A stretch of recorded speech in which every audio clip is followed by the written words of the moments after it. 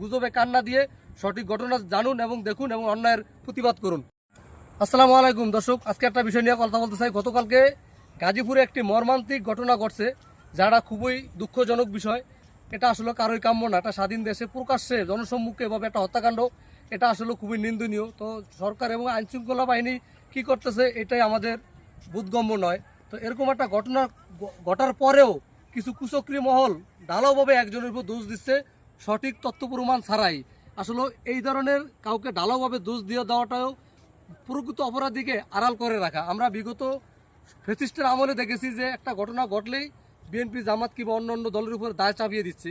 তো বর্তমানেও আমরা দেখছি কোনো একটা ঘটনা ঘটলেই তার দায় একটা দলের উপর চাপিয়ে দিচ্ছে। আসলে এটা সঠিক কোনো তথ্য প্রমাণ ছাড়াই কিছু গুজবকারী মিডিয়া আছে এবং কিছু গুজববাদী দল আছে, তারা মানুষকে গুজব ছড়াচ্ছে। যে আপনি ভিডিওটা দেখবেন, ভিডিওটা আমি একটা স্ক্রিপ্ট তুলে ধরছি যে আসলে ঘটনাটা প্রকৃত ওখানে কি ঘটছিল।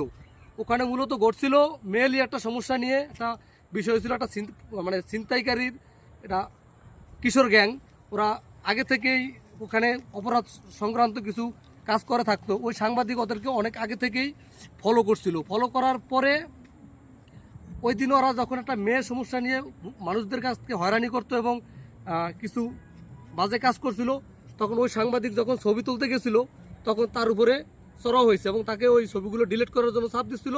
এক পর্যায়ে যখন সে ছবিগুলো ডিলিট করে নাই, তখন তার উপরে ক্ষিপ্ত হয়ে তাকে অমানবিকভাবে এভাবে মেরে ফেলা হয়েছিল। তো যেটা আসলে কারোই কাম্য না। আর এদিকে এই ঘটনাটাকে কিছু কিছু কুচক্রী মহল অন্যদিকে প্রবাহিত করার চেষ্টা করছে, যেটা আসলে কি বলবো, গুজব সরাসরি।